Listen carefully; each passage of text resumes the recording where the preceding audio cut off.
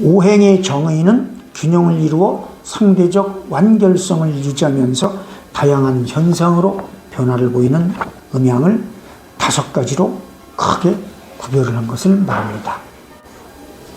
앞에서 강의한 음양의 정의와 지금 언급하고 있는 오행의 정의를 눈여겨보면 음양의 변화 원리인 평등성, 상대성, 완결성이 안에 내재되어 있다는 것을 알 수 있습니다. 양은 헤아릴 수 없는 변화를 보이지만 그 변화마다의 경계에는 음이 균형을 이루면서 함께 변화를 보이므로 음양은 비로소 인식할 수 있는 현상으로 나타난다는 것이죠.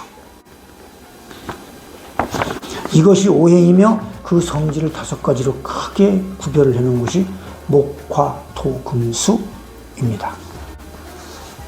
오행이라는 명칭은 5가지 성질에서 따온 것이므로 성질과 정의는 역시 구별이 되어야 되겠죠.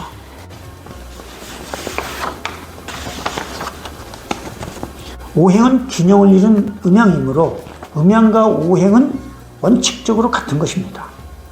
그런데도 다른 이름으로 부르는 이유는 바로 다양한 현상으로의 변화 때문이죠. 그래서 명리학의 핵심 내용인 천간지지, 생극합충, 십친론 등은 오행을 전제로 존재하고 오행의 변화 원리를 기초로 하는 이론들이라는 것입니다.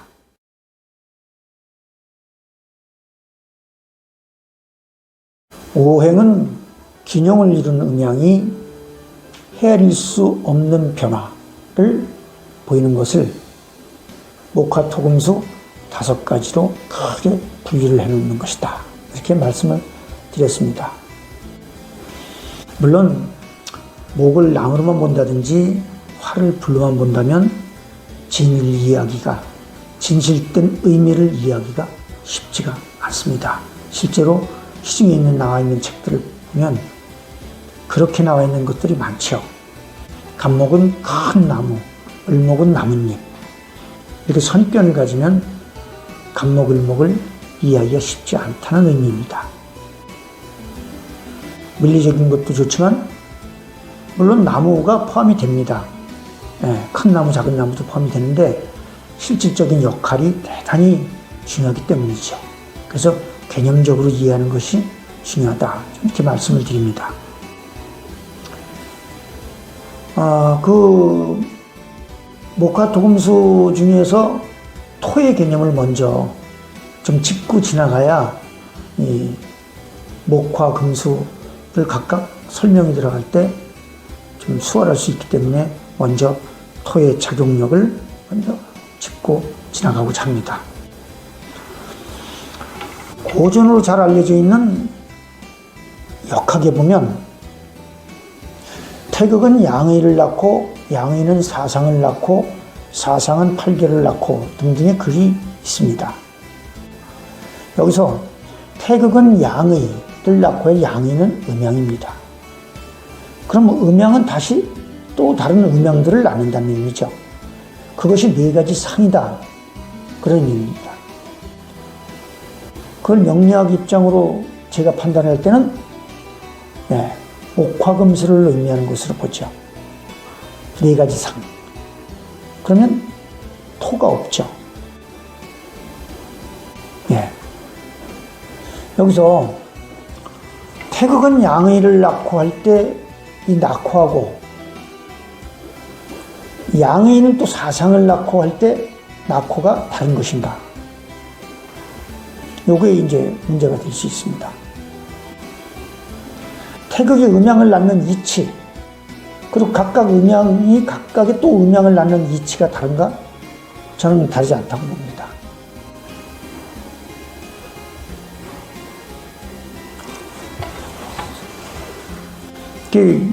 태극이라는 이 단어에 이 신비로운 옷을 입힌 분들이 상당히 많습니다. 음양이 분류되기 이전의 세계를 혼돈의 시대다, 뭐 이렇게 표현을 쓰는 분들도 꽤 있습니다. 그럼 음양으로 분류되기 이전에 태극의 시대겠죠. 그럼 그 태극의 시대가 음양으로 분류되기 이전에 과연 있었는가? 문제. 저는 태극이 음양을 낳는 이치나 음양이 다른 음양을 낳는 이치는 다르지 않다고 봅니다. 이것이 토의 작용력을 설명하기 위해서 제가 역학의 예를 든 이유죠.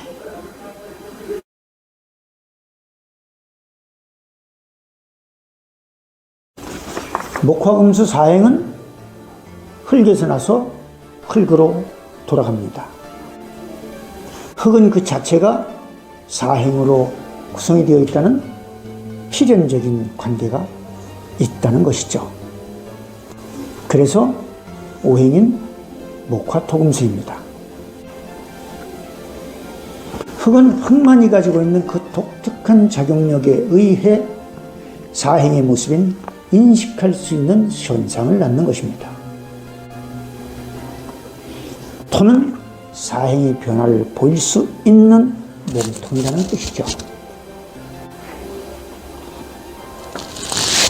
음양이 변화를 보이는 바탕에는 삼원리의 작용력인 평등성, 상대성, 완결성, 즉 음양의 작용력이 있지만 사행의 변화를 보이는 바탕에는 토의 작용력이 있습니다.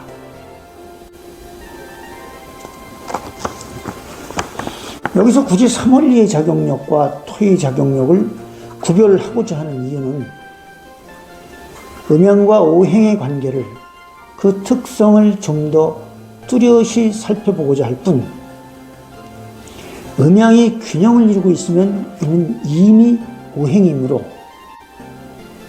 삼원리의 작용력은 곧 토의 작용력이라는 것이죠.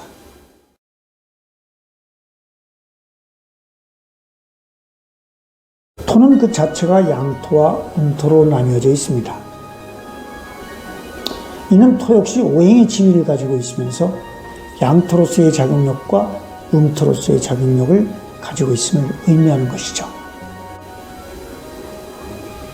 음양의 변화 원리와 오행으로서의 토, 이 둘은 음양과 오행이 변화를 보이는 이치를 있는 그대로 보여주는 것일 뿐 근본이 다른 것은 아니라고 했습니다.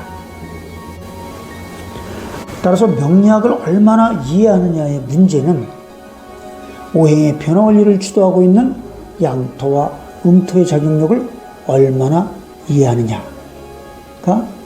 관건이 될 것입니다. 음양의 이치대로 양토는 적극적인 작용력을 펼칠 것이고 음토는 소극적인 작용력을 펼칠 것입니다. 토 역시 음토가 양토와 균형을 이루어 변화 원리의 바탕을 이룸으로써 음양 균형의 한 범위로서 총체적인 작용력을 펼칩니다. 이 총체적인 토의 작용력을 대지의 품, 즉 지구와 대기권의 품 안에서 연출되는 작용력의 범위라는 관점에서 편의상 대지의 작용력이라고 표현하기도 합니다.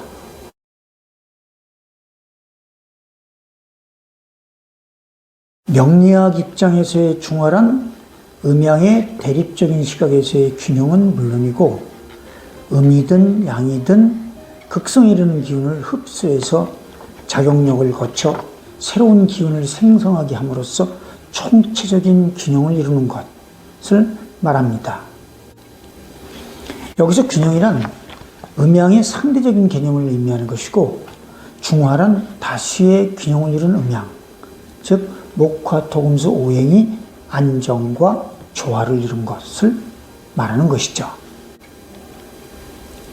양토적인 작용력은 양의 기운인 목화의 기운을 왕성하게 할 것이고 음토적인 작용력은 음의 기운인 금수의 기운을 견고하게 할 것입니다.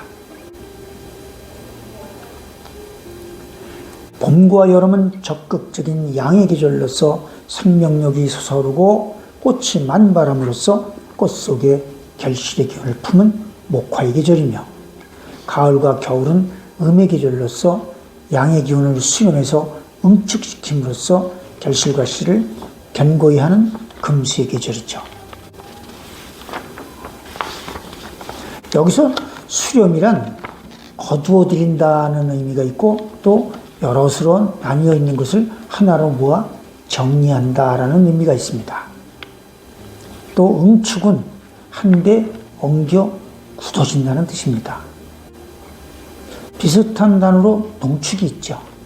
이는 액체를 진하게 바짝 절인다라는 의미입니다. 그래서 응축과 농축은 그 개념의 차이가 있습니다. 그래서 늦가을 한로와 상강을 지나면서 씨가 견고해지는 것을 소극적 응축이라 표현을 하고 입동 이후 겨울 날씨에 의해 더욱더 견고해지는 것을 적극적 응축이다 이렇게 표현을 합니다.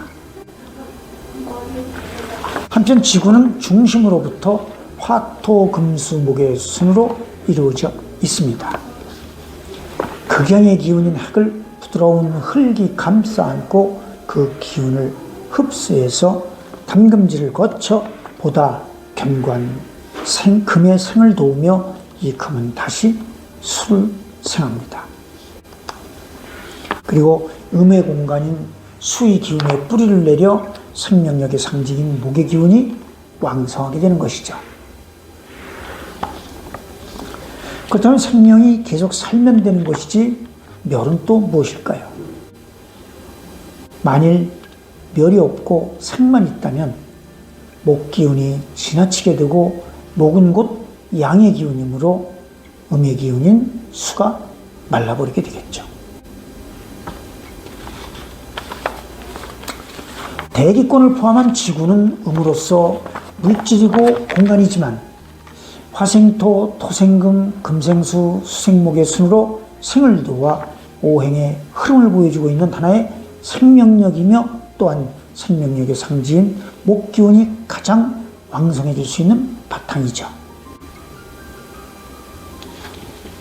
따라서 한없이 커지려는 목기운을 추슬러서 중화를 시키고자 함이니 자전과 공전으로 밤과 낮 그리고 계절 변화로 음양오행의 흐름을 보여줌으로써 지나친 생은 음으로써 눌러주고 지나친 멸은 양으로써 돋우어 생함을 보여주게 되는 바 이 또한 대지의 자극력이 보여주고 있는 중화의 도라 할 것입니다.